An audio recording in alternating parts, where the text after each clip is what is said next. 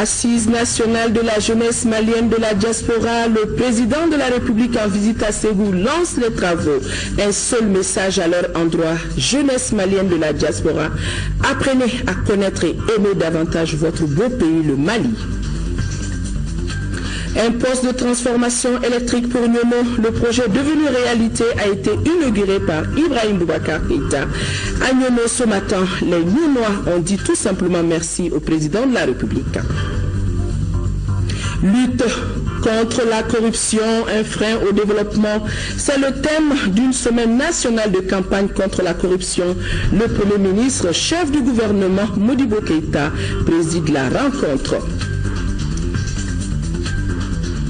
Vous aurez également dans ce journal le communiqué du Conseil des ministres. Mesdames et messieurs, bonsoir et bienvenue dans ce journal. Le président de la République a lancé hier les travaux des assises nationales de la jeunesse malienne de la diaspora. 300 jeunes sont réunis à Ségou pour discuter de leur rôle dans le développement socio-économique du Mali. Le temps d'un cours magistral d'histoire sur le Mali, Ibrahim Boubacar Keïta a lancé à l'endroit de la jeunesse malienne de la diaspora. Apprenez à connaître et à aimer votre pays, le Mali, mon beau pays, notre pays. Le récit de l'un de nos envoyés spéciaux à Ségou, Ibrahima Traoré, avec à la caméra Adama Kamara.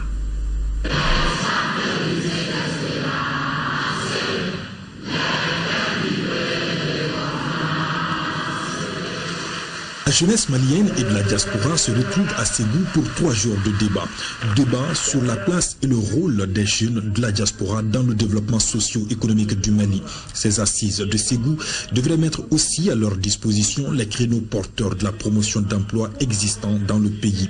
Et le porte-parole des jeunes du Mali de trouver les mots justes pour appeler ses camarades à revenir bâtir leur patrie, le Mali. Chers jeunes, notre cher et magnifique pays ne pourra pas se développer et se pérenniser sans que toutes ces forces d'ici et d'ailleurs, modestes ou puissantes, se réunissent et s'unissent pour son avenir. Et même si vous repartez demain, loin de votre terre natale, restez ici avec votre cœur, votre esprit fraternel, votre rage de convaincre et votre amour patriotique. Mon appel ce jour à cette fusion nationale et à cette solidarité sociale et professionnelle avec vous, chers camarades, est le vœu le plus cher que je porte de la part de toute la jeunesse malienne. Elle a plus que besoin de vous, elle compte sur vous, elle saura se montrer à la hauteur de votre confiance et de votre engagement envers elle.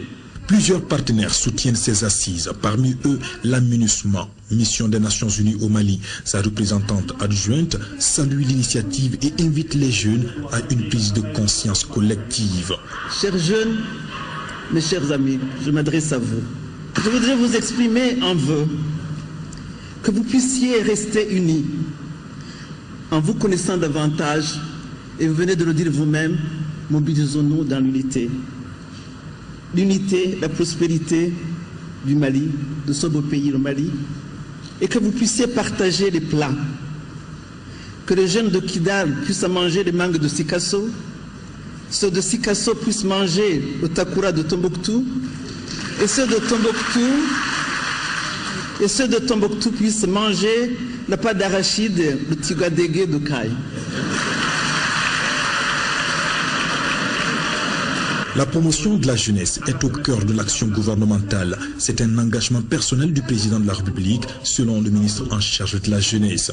Ce leadership a été fortement exprimé depuis le début de votre mandat, par la mise en place de programmes et projets qui n'ont pas tardé à enregistrer des résultats probants. Je pense que nous avons vu au niveau de toutes les institutions la responsabilisation des jeunes à des postes importants, de conseiller à la présidence, de conseiller diplomatique, de directeur de cabinet et bien entendu un grand nombre de jeunes. Cette volonté politique, traduite par votre gouvernement, fait de votre projet de société, le Mali d'abord, un véritable espoir pour les jeunes de notre pays, qu'ils soient établis ici ou à l'extérieur. Chers jeunes, vous ferez le devoir, tout au long de ces assises, de cultiver entre vous l'amitié et la fraternité, de vous armer contre les forces du mal, d'échanger vos expériences, de discuter de la problématique de la protection de l'environnement, de lutter contre la migration clandestine. Je ne doute pas un seul instant de vos capacités d'atteindre ces objectifs ambitieux et nobles et de vous constituer un rempart solide contre le terrorisme et toute forme d'extrémisme violent. Pour ce faire, vous devez cependant faire preuve d'audace, abandonner les sentiers battus, envisager de nouvelles stratégies et proposer de nouvelles pistes, notamment en direction du monde agricole qui demeure, à n'en point douter, une mine d'emploi et de prospérité à ciel ouvert. Face à la jeunesse, le président de la République a tenu un discours à l'allure d'un cours magistral d'histoire sur le Mali. Le Mali, a insisté le président Ibeka, est un vieux pays de grands hommes. Les jeunes doivent le savoir et s'en inspirer. La première monnaie frappée, le florin, l'a été avec le métal malien. Voilà des choses qui me donnent à penser que mon pays et mon peuple n'ont pas été hors de l'histoire. Nous y avons été fabuleusement. Et je vous dirais aussi que nous fûmes quand certains n'étaient pas. Nous avions 2700 km de long sur 1200 de large, de Tegaza au pays Mossi, de l'Atlantique à l'Aïr. Tel fut l'empire du Mali. Et Al-Omari, Al-Bek, nous disent que dans cet empire, l'ordre régnait, on y allait tranquillement d'une province à l'autre, l'impôt était prélevé de la façon la plus belle que les fiscalistes de Bercy pourraient nous envier aujourd'hui, et que un manuel de procédure protocolaire tout à fait brillant, aussi brillant que le plus élaboré du Quai d'Orsay, était de mise. Voilà des choses que vous devez savoir dans ce monde où l'on joue volontiers aux grands. Certains grands étaient tout petits, hein, ou inexistants quand vos ancêtres étaient. Et l'humanisme qui a baigné les rives du Niger, dont notre père Ampateba s'est fait le relais jusqu'à nous, était fabuleux. Mais avant lui, il y avait eu déjà la fameuse charte du Mandé. Tout ça pour vous dire que vous êtes d'un pays dont vous devez être fiers. Fiers. On a essayé également de nous chatouiller sur la question de la nation. Je ne vous dirai pas de qui est de cette définition-là, mais si elle correspond à une réalité, c'est bien au Mali qu'elle s'applique. Une communauté d'hommes stable, historiquement constituée, sur la base d'une communauté de territoires, de langue s'entendant par là, par langue véhiculaire, d'une province à l'autre, de vie économique et de formation psychique qui s'est traduit dans une communauté de culture, telle est la nation. Et chacun des termes est applicable dans ce pays-là, à ce pays-là. Pourquoi on a toujours essayé de nous opposer les uns aux autres, mais notre pays est fait de traditions d'échange, de communion, de convivialité, tout au long des siècles. Je le dis, il n'y a aucune famille du Grand Nord malien, de Kidal, Tessalit et autres, qui naît sa correspondante sur les rives du fleuve Niger, à Tombouctou et à Gao, échange des produits du désert, du lointain, du sel, des procédés contre le mil, le riz, du pays Songoï et l'or le plus bas. Tel a toujours été le Mali. Alors pourquoi voudrait-on nous diviser aujourd'hui? Pourquoi nous avons dit non? Nous sommes un, et nous resterons un et indivisibles. Oui. Oui. Le chef de l'État fonde beaucoup d'espoir sur la jeunesse.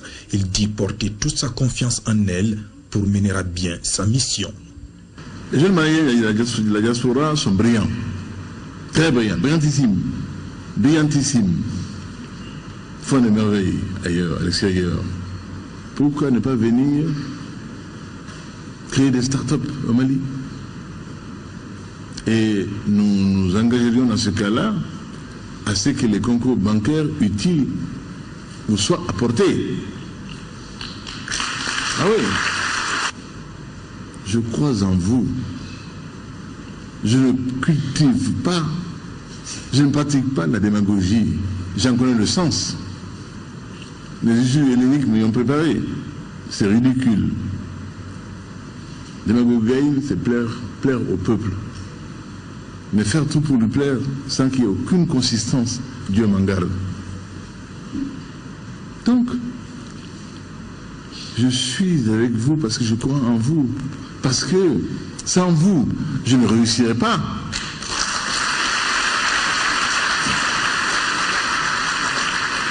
C'est mon intérêt, parce que c'est l'intérêt de mon pays, simplement. C'est pas pour vous complaire, faire plaisir à votre président. Non, non, non. C'est l'intérêt vital du Mali. Ces assises mobilisent plus de 300 jeunes Maliens venus des 4 coins du pays et de tous les continents. Avant d'ouvrir les travaux, le président de la République a fait observer 1 minute de silence en la mémoire de tous les jeunes qui ont perdu la vie dans les océans. Le discours du président de la République, comme on pouvait l'imaginer, a été suivi avec beaucoup d'attention, beaucoup d'émotion par les jeunes, notamment ceux de la diaspora. Et le cours d'histoire qui a été donné par le président de la République leur a surtout permis d'en ajouter à ce qu'ils savaient déjà de l'histoire de notre pays. Réaction recueillie par Ibrahima Traoré. Je crois que le président de la République nous a envoyé à l'école socratique, connais-toi toi-même. Et je pense que rien de plus grand ne pourrait se construire par cette jeunesse si elle ne vient pas à la source. Et cette source, c'est vraiment d'explorer les potentialités sociales, les potentialités économiques du pays.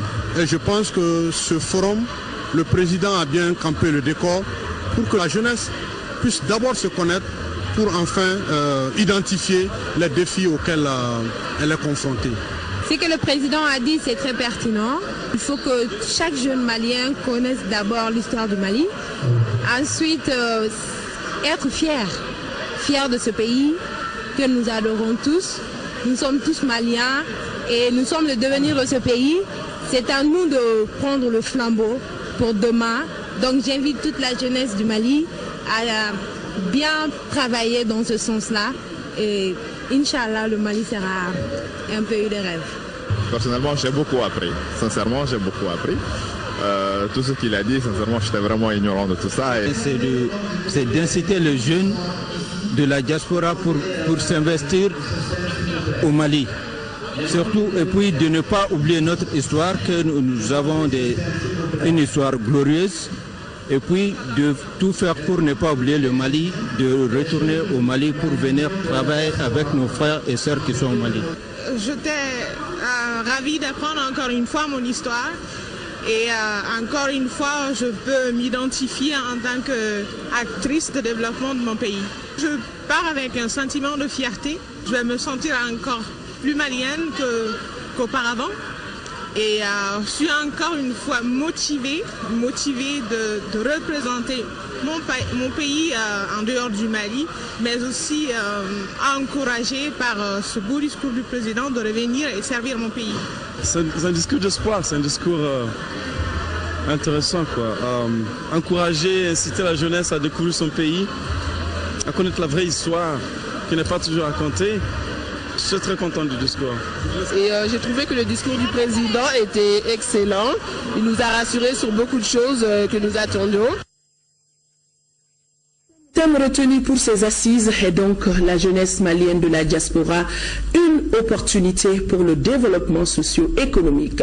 Les jeunes n'ont pas été seuls à apprécier. D'autres participants ont également apprécié l'importance de la thématique, mais aussi et surtout de cette initiative qui vise à promouvoir la jeunesse malienne. Ils sont toujours au micro de Ibrahima Traoré.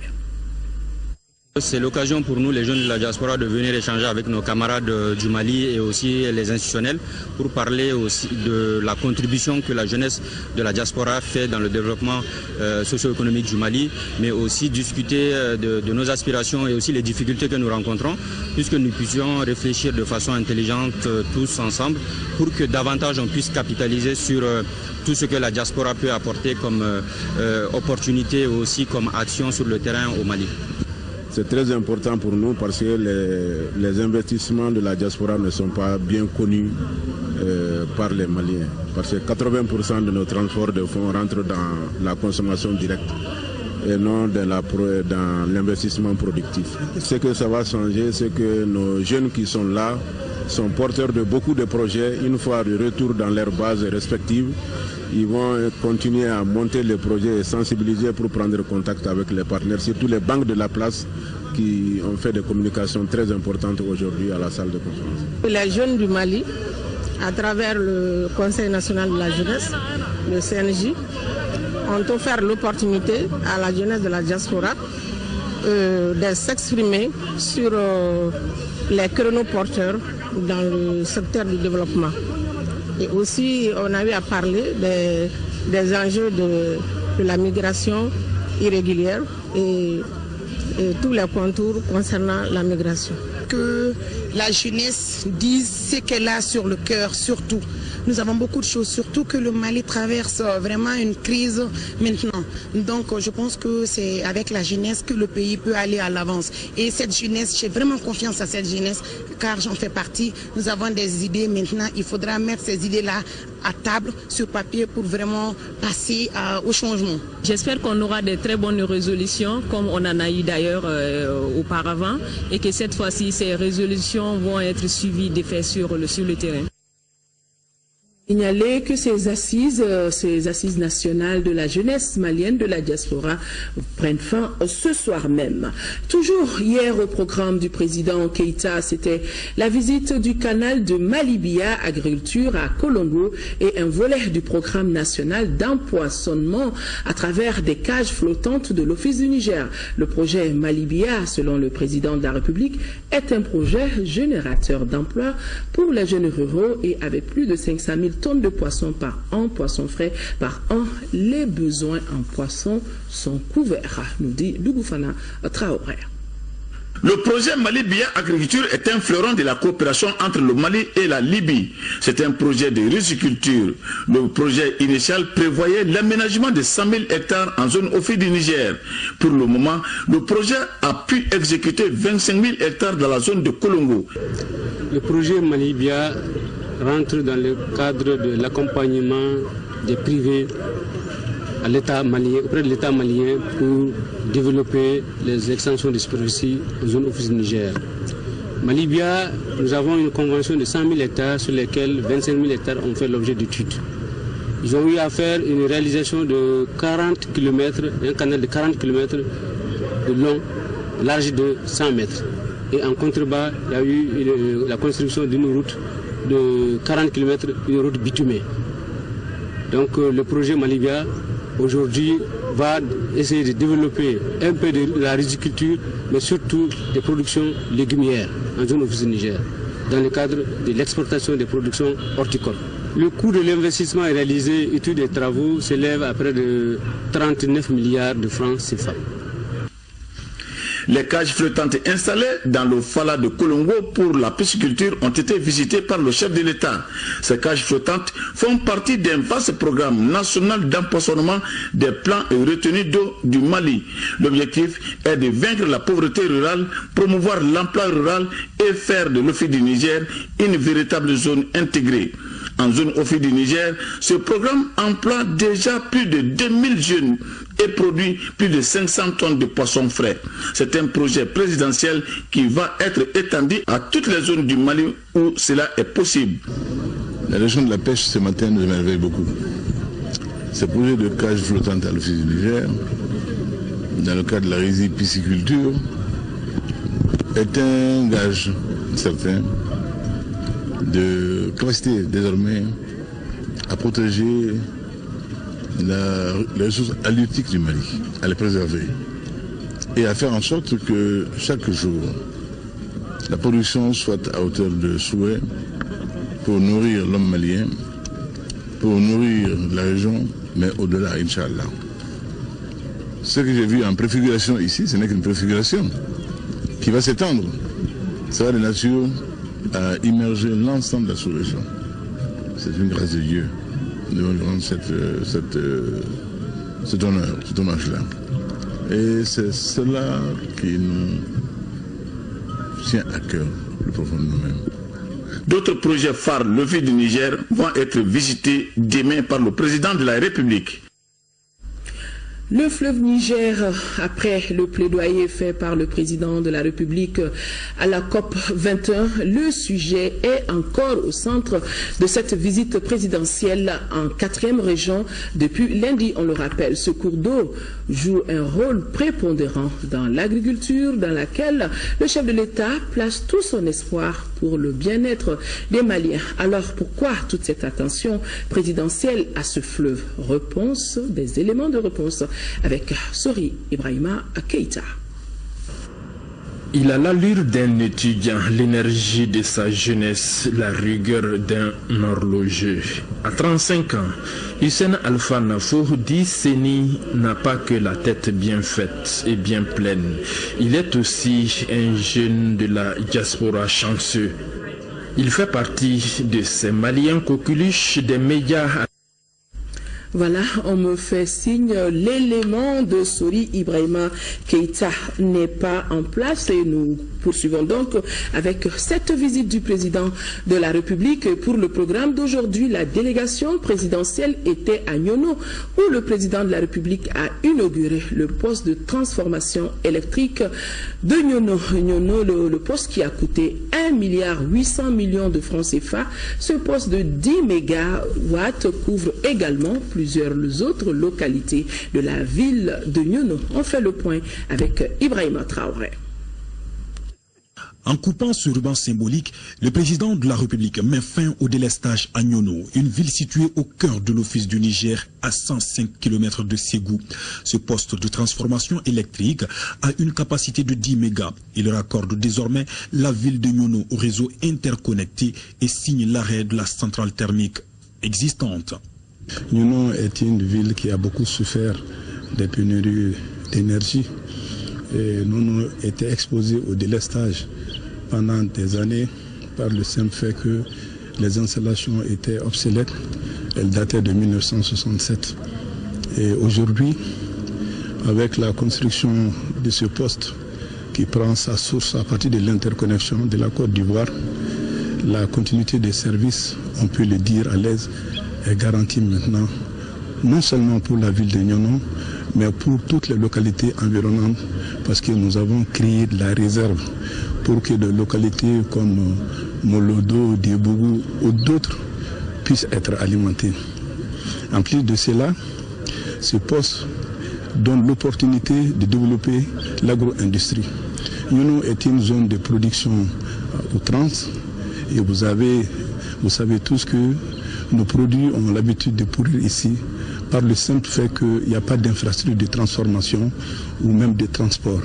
Aujourd'hui, on peut créer des usines de transformation, on peut créer beaucoup d'emplois pour que Nyono soit un vrai pôle de développement compétitif pour notre pays. Donc ce poste-là, il est très important, et pour Nyono et pour toute l'économie du Mali. Ce poste pourrait électrifier désormais toutes les localités environnantes et surtout fournir de l'électricité aux unités agro-industrielles de la zone. Il a coûté 1,8 milliard de francs CFA grâce au soutien de la BOAD. Le président de la République, qui apprécie les installations, concrétise ainsi une promesse de campagne à Nyono. Comment pouvez-vous imaginer une seconde qu'il en fut autrement quand on veut aujourd'hui développer son pays, quand on veut aujourd'hui le bonheur de son peuple, on le sort de la lumière, de l'obscurité Surtout dans un pays comme le nôtre, qui subit quotidiennement des agressions de la nature que vous savez. L'énergie, l'électricité, la lumière sont essentielles.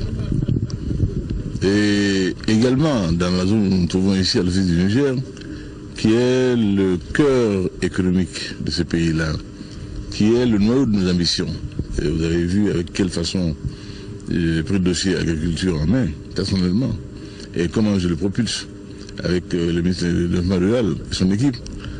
C'est dire que nous avons besoin d'énergie, parce que nous sortons de l'amateurisme.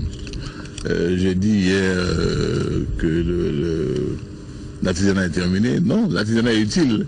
J'ai appris que ça avait causé beaucoup d'émotions. Je voulais dire l'amateurisme. Le français est difficile, on écorche quelquefois. On fait de l'affiche. L'artisanat est utile, mais l'amateurisme est terminé. On va dans l'ère industrielle maintenant. Et l'ère industrielle, on ne se paye pas de mots. Il faut les ingrédients de base pour qu'il y ait une industrialisation à hauteur de souhait. Et cela commence par l'énergie. S'il n'y a pas d'énergie, il n'y a pas d'industrie possible. Et ça réduit les coûts d'approche, ça réduit les difficultés de mise en œuvre, en un temps également où l'on sait très bien que le carburant est excessivement difficile d'accès au Mali. Donc, c'est un projet vital, essentiel pour nous, que cette disponibilité énergétique. Et à Nyono ici, quand on me dit que nous avons des réserves, et nous avons vu sur le tableau quelles elles étaient, ces réserves-là, qui permettront dans le futur, le plus proche possible, à d'autres unités industrielles, quel qu'en soit le nombre, de venir s'installer ici. Et quand vous entendez cela, en tant que chef d'État du Mali, vous ne pouvez être que et c'est parfaitement en ordre et en accord avec notre projet pour ce pays-là et notre politique industrielle. Donc je suis très heureux et je dis chapeau à l'énergie du Mali, bravo.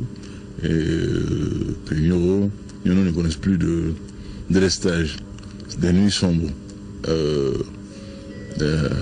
qui ont permis à des gens, pour dire pas chapeau, qui a permis à des gens de peu de foi de s'infiltrer dans cette ville-là et d'y causer les dégâts qu'on a commis par le passé, cela est terminé. Et j'en suis donc très heureux. Plan sécuritaire, au plan industriel, au plan de développement national, au plan de la sécurité et du confort des populations, il n'y a que du bonheur. Ce poste de transformation électrique comprend également une salle de commande, une salle des cellules, un local technique, un forage équipé et le tout à l'intérieur d'une clôture sécurisée. C'est donc dans une ambiance de fête que les populations de Nyono ont accueilli le président de la République. Merci, Monsieur le Président de la République. Nyono est fier de vous avoir pour cette visite. Ségou, on fait le point avec Dougou Fana Traoré. Le cortège du président Ibeka a eu du mal à atteindre Nyono à cause de la grande mobilisation que les populations ont organisée ça et là sur son parcours.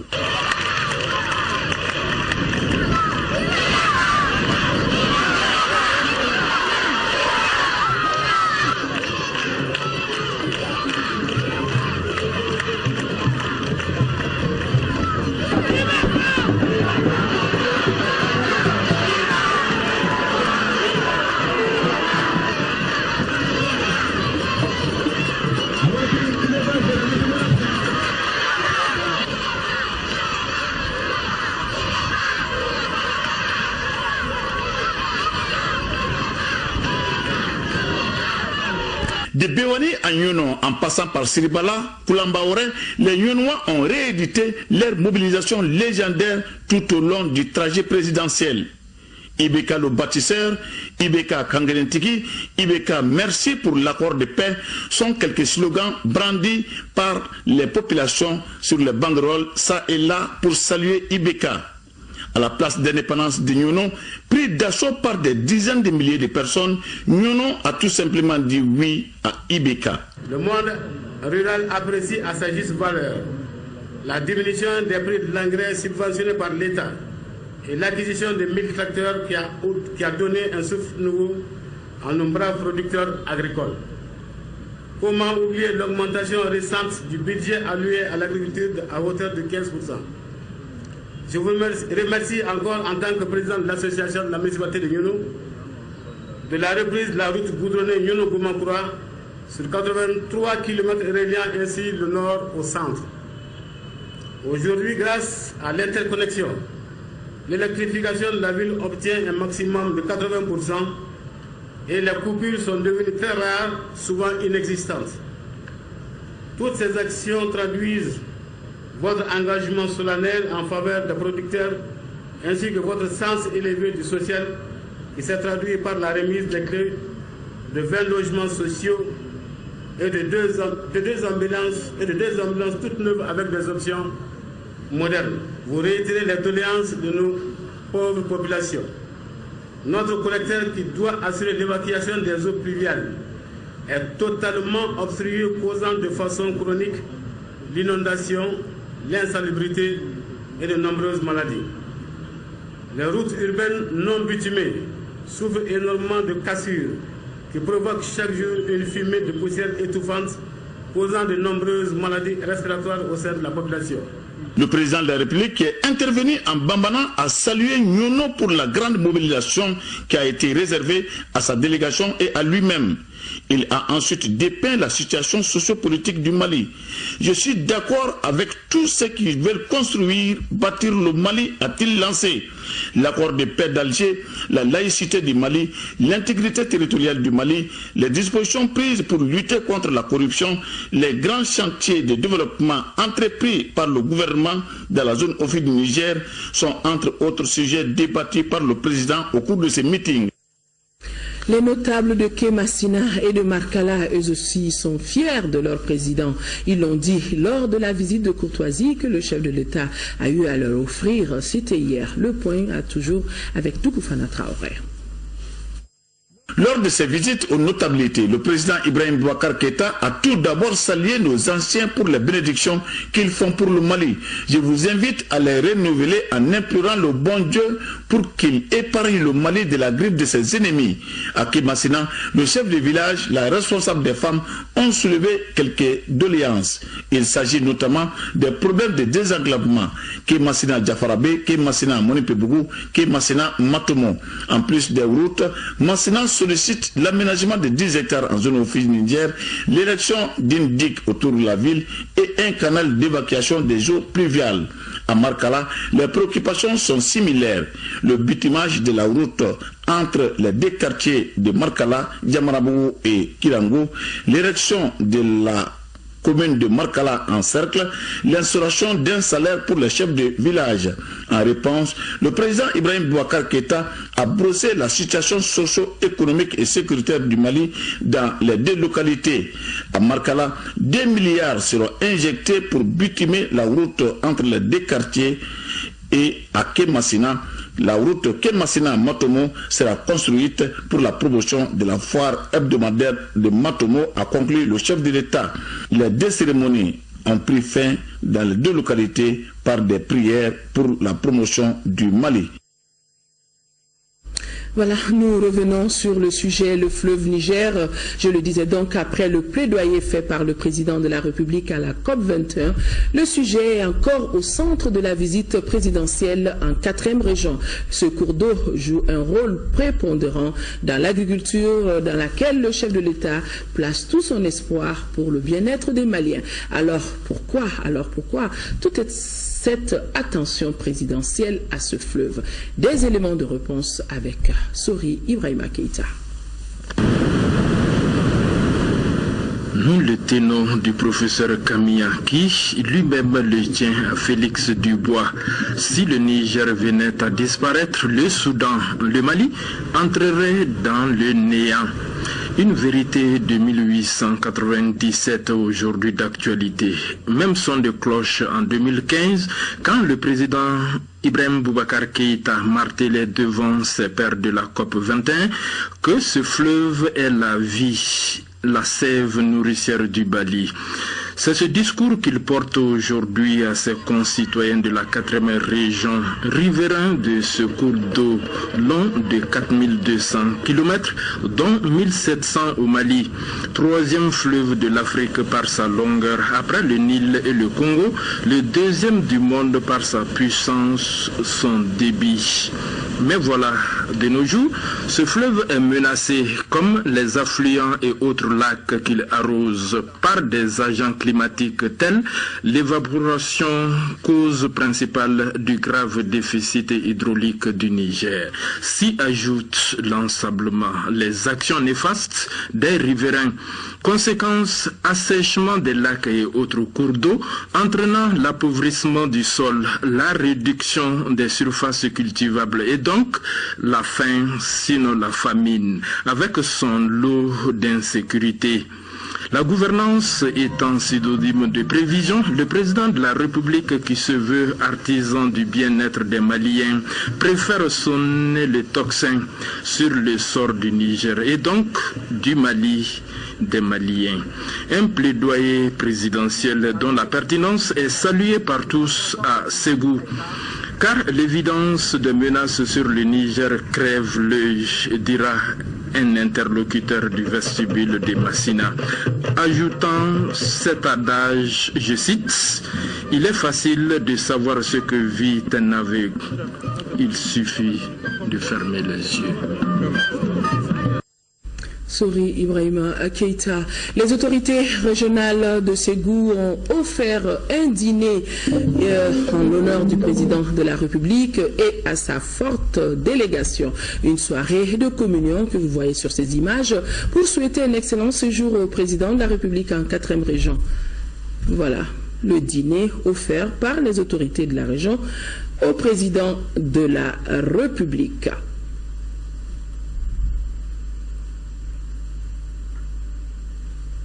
Et pour être tout à fait complet dans cette visite du président de la République en 4e région, nous vous donnons son programme de demain. Demain, Ibrahim Boubacar Keïta est attendu à Tominian, à Mandjakoui et à San, où il doit inaugurer de nouvelles infrastructures et lancer des travaux d'autres chantiers. Je rappelle que le président de la République séjourne en 4e région depuis lundi. Nous sommes mercredi, le Conseil des ministres s'est réuni ce jour dans sa salle de délibération au palais de Koulouba. C'était sous la présence du Premier ministre, chef du gouvernement, Modibo Keïta. Avec moi sur ce plateau, Amadou Sankaré. Bonsoir Amadou Sankaré. Bonsoir à vous tous. Donc, après examen des points inscrits à l'ordre du jour de ce Conseil des ministres, le Conseil des ministres a adopté des projets de texte et évidemment procédé à des nominations. Tout à fait, mesdames, messieurs, bonsoir. Au chapitre des mesures législatives au titre du ministère de l'équipement, du transport et du désenclavement, sur le rapport du ministre de l'équipement, du transport et du désenclavement, le Conseil des ministres a adopté un projet de loi portant création de l'aéroport du Mali. Aéroport du Mali est un établissement public à caractère industriel et commercial créé par une ordonnance du 6 juillet 1970. Les dispositions de cette ordonnance et de ces textes d'application ne sont plus en phase avec la législation nationale actuelle relative aux services publics en République du Mali. Le présent projet de loi est initié pour adapter les textes de l'aéroport du Mali à l'évolution du cadre juridique et institutionnel des services publics au Mali.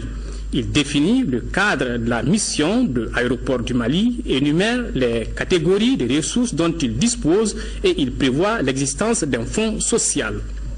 Au titre du ministère du Travail et de la fonction publique, sur le rapport du ministre du Travail et de la fonction publique chargé des relations avec les institutions, le Conseil des ministres a adopté un projet de loi autorisant le gouvernement à prendre certaines mesures par ordonnance. Le projet de loi autorise le gouvernement à prendre par ordonnance, en application de l'article 74 de la Constitution, des mesures qui sont normalement du domaine de la loi pour la période comprise entre la clôture de la session ordinaire de l'Assemblée nationale, ouverte le 5 octobre 2015, et l'ouverture de la session ordinaire d'avril 2016.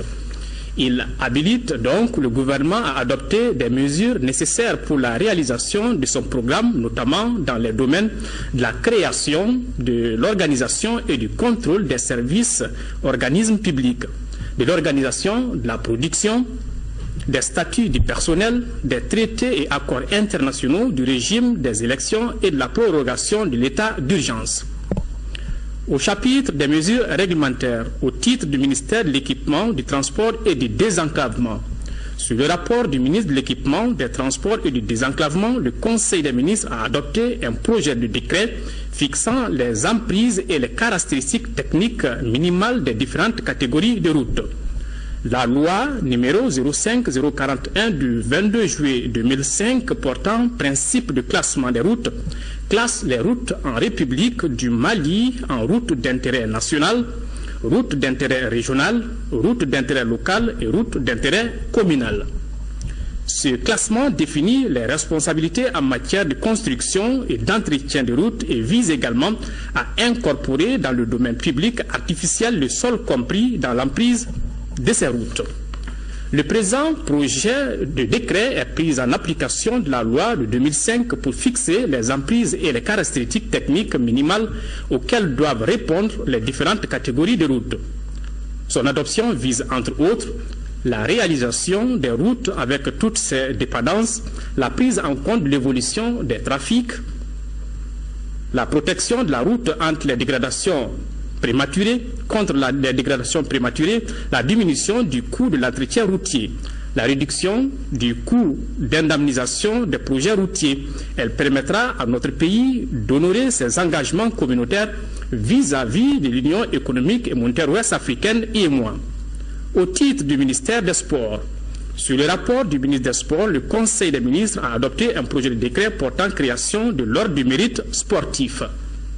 Le mérite sportif est une distinction honorifique destinée à récompenser les sportifs, les personnes ayant contribué au développement du sport, des activités physiques et sportives au Mali ou ayant rendu des services exceptionnels aux instances sportives nationales et internationales. Le mérite sportif est décerné le 22 septembre ou à titre exceptionnel par le président de la République aux personnes jouissant de leurs droits civiques à condition que celles-ci réalisent des résultats exceptionnels dans le domaine ci-après. La pratique des activités physiques et sportives, le mouvement sportif, les compétitions sportives, l'administration du sport, le partenariat de l'industrie du sport. L'institution de l'ordre du mérite sportif contribuera à encourager les hommes et les femmes qui s'investissent pour le renforcement de la stabilité sociale et le rayonnement de notre pays au plan sportif. Maintenant, au chapitre des mesures individuelles, le Conseil des ministres a procédé aux nominations suivantes au titre du ministère de la Défense et des anciens combattants. Directeur des ressources humaines, colonel Abdoul Si. Directeur des ateliers militaires centraux de Markala, colonel Degou Diara. Chef d'état-major adjoint de l'armée de terre, colonel Aruna Samake. Au titre du ministère de la coopération internationale et de l'intégration africaine, directeur de la coopération multilatérale, M. Modibo Traoré, directeur de recherche. Voilà, Haoui Touré, c'était là le contenu du Conseil des ministres de ce mercredi. Merci Amadou Sankaré. Vous restez avec moi pour suivre le cours de ce journal. Le Premier ministre, chef du gouvernement, Modibo Keïta, a lui procédé ce matin au lancement au Centre international de conférence de Bamako, au lancement de la Semaine nationale de lutte contre la corruption. Placée sous le thème « La corruption, un frein au développement », cette rencontre vise à créer une synergie d'action afin de rompre la chaîne de la corruption. Daouda Sidiki Diarra a suivi pour nous. La corruption est un phénomène en constante progression qui préoccupe le Mali. C'est là au regard de la menace qu'elle constitue pour la stabilité et la sécurité des sociétés. Aujourd'hui, nous sommes dans une situation où notre comportement doit être un comportement crédible. Et à propos de la lutte contre la corruption et la délinquance financière, nous avons mis l'accent sur deux démarches. La démarche de la répression et la démarche de la prévention. Je crois qu'il ne faut pas que l'une des démarches exclue l'autre, parce qu'il faut provoquer un effet de dissuasion. Les causes de la corruption peuvent être liées à la pauvreté, à la tentation du gain facile, au manque d'emploi. Elle se manifeste sous différentes formes et ce par une perception indue d'argent ou de biens dans certaines circonstances. Ce phénomène est un frein au développement. Il est alors temps de rompre la chaîne de corruption en obstruant les voies par lesquelles elle passe. Il faut que nous trouvions les moyens, les voies et moyens de prévenir. Par quelle voie ceux qui se livrent à une telle pratique passent? Aujourd'hui, que les autorités, le président de la République, le gouvernement, ne cessent d'affirmer que la lutte contre la corruption doit mobiliser toutes nos énergies. Il faut que nous puissions faire en sorte que la parole puisse être suivie par les faits. C'est ça qui va crédibiliser notre démarche. Nous sommes dans une situation où la considération est mesurée à l'emprunt de la puissance matérielle et monétaire, et même au sein de nos familles. Nous sommes dans une situation où les hommes les plus intègres, les femmes les plus intègres sont considérés comme des personnes qui perdent leur temps. Et n'en a qu'un soya, il n'y a pas qu'un soya. Mais malgré tout, nous avons pu nous-mêmes encourager certaines pratiques, des manifestations où la puissance matérielle de façon insolente se manifeste. Qui n'a pas vu ici des billets de banque qu'on jette sur la tribune, sur la salle? Qui ne l'a pas vu? Comme pour dire, il n'y a absolument rien à craindre. Qui n'a pas vu dans son environnement immédiat?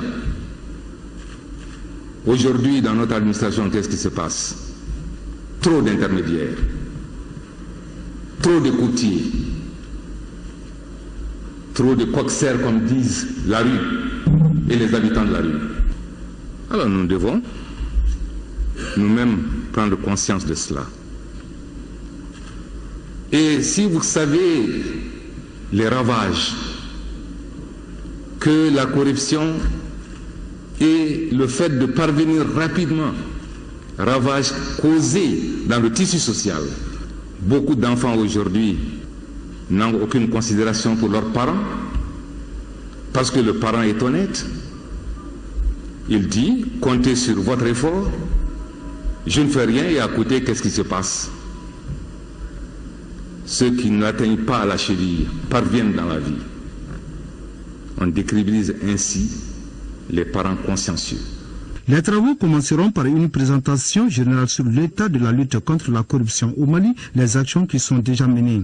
Le thème principal intitulé « La corruption, un frein au développement » sera traité par la section des comptes de la Cour suprême. Suivra la présentation des instruments juridiques internationaux de la lutte contre la corruption. Voilà, il n'est pas trop tard de rappeler que le 9 décembre, nous sommes 9 décembre, le 9 décembre est décrété Journée internationale de lutte contre la corruption. Alors, sur le même chapitre, CRI 2002 a initié une conférence. On fait le point avec Boubacar Sissoko. Partenaire sans cesse. Il faut que nous construisons. Lors de cette conférence, les regards des journalistes, des jeunes et de personnes du troisième âge se sont croisés sur le phénomène de la corruption au Mali. Ce qui est très important, les jeunes en sont conscients. 12% des Maliens ne savent pas comment porter plainte. Quand ils sont témoins d'un acte de corruption, comment porter plainte, où porter plainte, ils ne le savent pas. Donc aujourd'hui, il faut informer les gens, il faut les former. La connaissance aujourd'hui au Mali, ça ne s'acquiert pas, ça s'achète. Cette lutte implique donc une éducation forte à la base dans nos familles. Si la corruption, n'est-ce pas, prolifère, ça veut dire qu'il y a un déficit d'éducation. Vous allez voir le dernier rapport de Transparency International, il apparaît clairement que 88% des Maliens sondés ont vécu des faits de corruption, mais sans les dénoncer. Quand on leur a posé pourquoi vous n'avez pas dénoncé, il y a 39% parmi eux qui ont dit nous n'avons pas dénoncé parce que nous avons peur des conséquences. Alors, comment faire pour que les Maliens et les Maliens n'aient peur des conséquences du fait de dénoncer la corruption dans notre pays? Cette solution peut venir de l'implication des médias et de la société civile, estime-t-on du côté des CRI 2002. La corruption frappe d'abord l'individu, ça frappe la famille, ça frappe la société, ça frappe l'État même dans ses trois dimensions, le pouvoir politique, la population et le territoire. Et là, il faut mener des campagnes vigoureuses de lutte. Il faut rompre les chaînes de la corruption. Vous voyez bien un chef traditionnel qui a dit, il faut aller au-delà de rompre les chaînes de la corruption, il faut plutôt les bannir. Le ruban de la vertu sociale est une des voies à suivre, c'est-à-dire recourir à nos traditions pour endiguer le phénomène de la corruption dans notre pays. Il s'agit en clair d'adapter nos us et coutumes à l'évolution du monde pour tirer le maximum d'enseignements. Cette conférence a été le cadre pour le lancement des activités dénommées NAM Use et Écoute, le CRI 2002 qui couvre 2015 à 2018. Demain, nous serons 10 décembre. Alors, la 20e édition de l'espace démocratique, d'interpellation démocratique aura lieu donc demain, jeudi 10 décembre. Pour cette édition, les invités d'honneur sont tchadiens, français, guinéens et burundais. Le message du président de la commission Vérité, Justice et Réconciliation et celui du président des Maliens de l'extérieur sont aussi attendus. C'est ce qu'a confié à notre reporter le médiateur de la République, Baba Hakim Aïdara. Ces propos sont recueillis par Mamourou Sidibé. Vous savez, l'idée, tout le monde retient la date du 10 décembre, mais le 10 décembre n'est que l'aboutissement d'un long travail, un processus de préparation. Le processus de préparation a commencé depuis le mois de juillet. D'abord par une série d'activités touchant la communication, informer la population, les sensibiliser et les éduquer, les préparer donc à participer à l'idée. Ensuite, il y a eu 2 ateliers de préparation. Un premier atelier qui est intervenu vers le mois de juin et qui a eu comme mission essentiellement de faire le suivi des recommandations de la session précédente pour voir comment nous évoluons vers la prochaine session. Le deuxième atelier a eu lieu au mois d'octobre, qui a mis l'accent beaucoup plus sur l'évaluation de ce qui a été fait afin de préparer les éléments qui seront examinés par la prochaine session. Après ces ateliers, il y a eu la commission préparatoire qui est entrée en action. La commission préparatoire est chargée de recevoir les demandes d'interpellation, les dossiers d'interpellation. La commission préparatoire examine minutieusement ces dossiers pour voir leur conformité avec les objectifs de l'EID et avec l'esprit de l'EID. Et ensuite, cette commission, elle classe ces différentes demandes d'interpellation en 3 catégories. La première est dite interpellation destinée à être lue le jour de l'EID, le 10 décembre. La deuxième catégorie, ce sont les interpellations pour lesquelles nous demandons au département concerné des suites à donner. Nous leur adressons ces interpellations, nous en faisons le suivi et nous voyons ce qu'il y a. Et la troisième catégorie, ce sont des demandes d'interpellation qui n'ont pas été retenues parce qu'elles ne répondent pas aux critères. Une fois qu'ils ont fini leur travail, la commission se réunit pour échanger et voir comment ils vont présenter l'ensemble des résultats, d'abord au jury d'honneur et ensuite devant l'assistance. Donc tout ce travail préparatoire, technique, intellectuel et tout a été fait conformément à notre planning. Maintenant, en ce qui concerne l'organisation matérielle, nous sommes tout à fait conscients du contexte dans lequel nous nous trouvons aujourd'hui.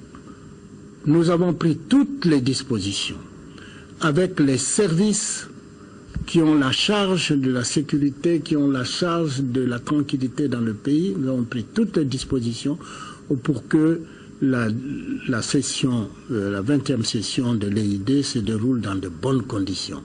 Nous demandons simplement aux populations, aux invités qui seront nombreux, qui seront nombreux, qui vont venir assister, à quelque titre que ce soit, à l'idée de venir avec un esprit de responsabilité et d'avoir de la discipline.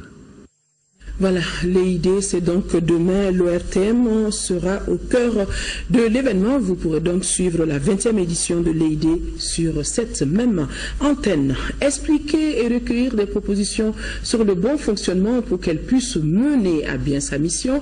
La commission Vérité, Justice et Réconciliation a rencontré les autorités administratives, politiques, les leaders traditionnels et religieux, les groupes de jeunes et de femmes de la 2e région. On fait le point avec Daouda Koné. La commission Vérité, Justice et Réconciliation, CVJR, s'est donné comme priorité la vulgarisation de ses prérogatives. C'est ce qui a guidé les pas d'une forte délégation vers la capitale du Mékétan pour parler aux autorités administratives, politiques, les leaders traditionnels et religieux, les groupes de jeunes et de femmes. La CVJR a expliqué ses attributs de fond en comble. Par l'ordonnance numéro 003 PRM du 15 janvier 2014, la commission dénommée Commission Vérité, Justice, Réconciliation a été créée. La création de la commission est une émanation de l'accord pour la paix et la réconciliation au Mali, issu du processus d'Alger. La commission est indépendante, bien que devant collaborer avec toutes les instances du gouvernement et de la société civile pour pouvoir réaliser sa mission. Cette prise de contact devra permettre aux participants de se considérer comme une partie intégrante de la commission Vérité, Justice et Réconciliation. Je vis à travers les profondeurs des interventions et des commentaires un engagement de tous pour arriver à un objectif qui vise la commission, c'est-à-dire la réconciliation entre les hommes, la paix au Mali. La commission Vérité, Justice et Réconciliation, CVJR, a un mandat de 3 ans. Son travail porte sur les crises de 1963 à 2013. Le cantonnement des groupes armés débutera le 15 décembre prochain. La déclaration a été faite par le représentant spécial du secrétaire général des Nations Unies au Mali, Amdi Mondji, qui vient d'effectuer une visite dans la cité des 333 Tombouctou. On fait le point. Il est au micro de Yeya Tandina plutôt. Ma visite a 3 objectifs.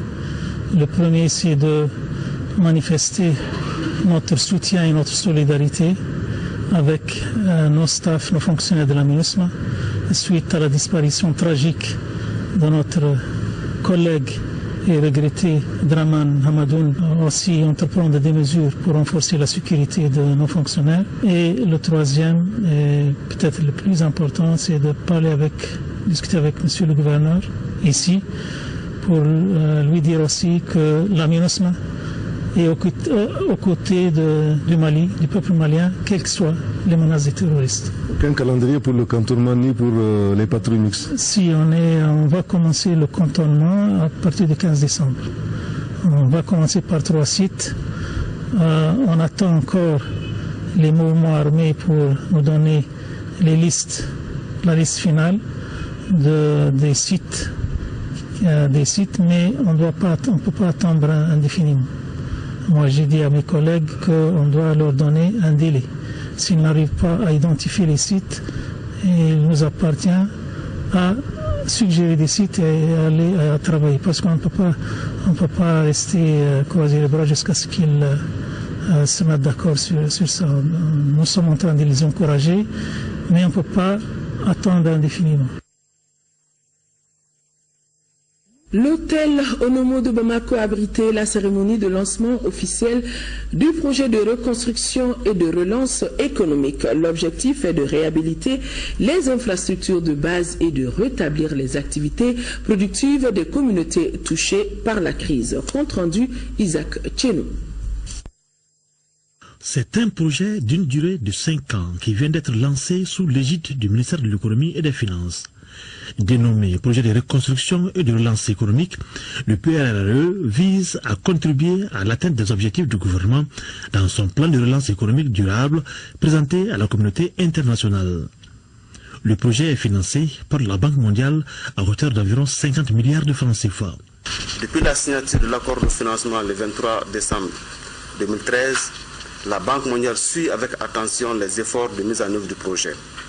Malgré les retards importants dans la mise en œuvre du dispositif opérationnel du projet, cellules de coordination, maître ouvrage délégué et mise en place des antennes de région de coordination, nous notons avec satisfaction les résultats obtenus jusqu'ici.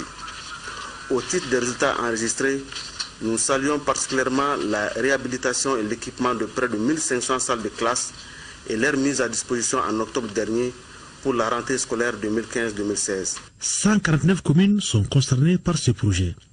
Il répond aux besoins des personnes touchées par la crise au Mali. Le projet de reconstruction et de relance économique est pour le gouvernement du Mali une des réponses à la grave crise politique, institutionnelle et sécuritaire que notre pays traverse depuis 2012.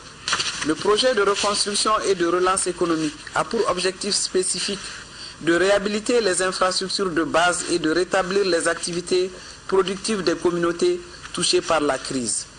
Sa zone d'intervention couvre l'ensemble des communes des régions de Tombouctou, Gao et Kidal, ainsi que des communes ayant accueilli des déplacés dans les régions de Ségou, Mopti, Koulikoro et le district de Bamako.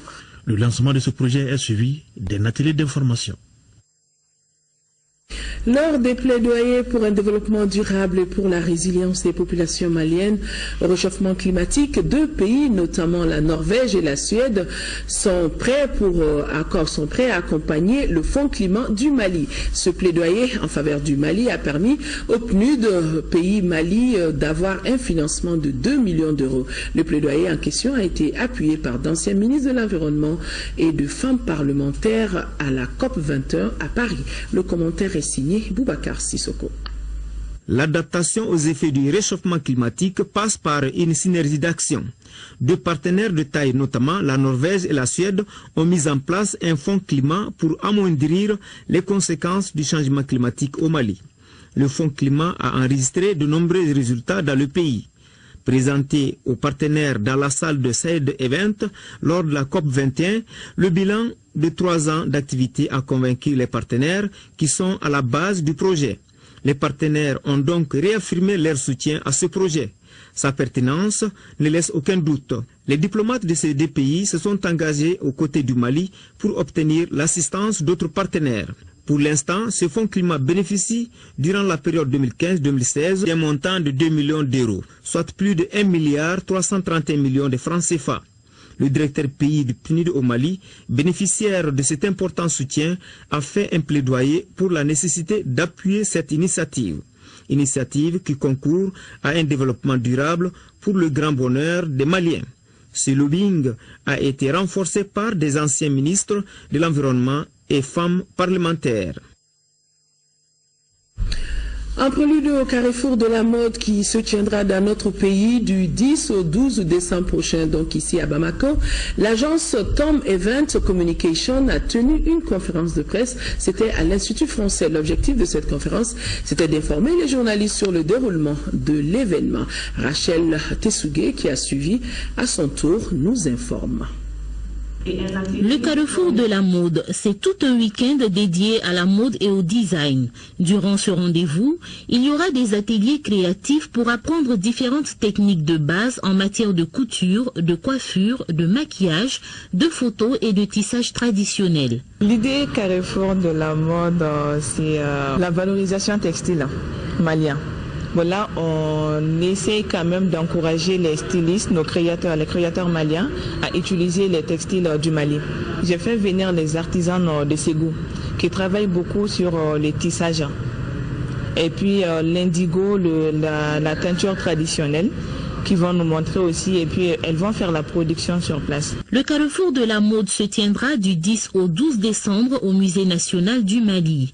Au programme, il y aura des conférences portant sur le textile, des expositions de produits artisanaux, un défilé de mode avec la présence de plusieurs stylistes, couturiers et mannequins. Le 10, on va faire la cérémonie d'ouverture ici à l'Institut français, suivi d'un défilé de mode avec les tissus cotonnades, les pains tissés du Mali en fait. Le vendredi 11, il y aura aussi des conférences débats sur les textiles du Mali et l'atelier des coiffures du Mali. Et samedi aussi, les ateliers créatifs vont continuer. Outre la promotion de l'art malien, ce carrefour veut également mettre l'accent sur les activités sociales en vue d'améliorer les conditions de vie des populations par le canal de la mode. Voilà, demain 10h, 13h, vous avez rendez-vous avec Amadou Sankaré. Reste à moi de souhaiter une excellente nuit à nos téléspectateurs de Nyono, de Bla, de San, de Tomignan et de Mandjakui. Excellente nuit à tous.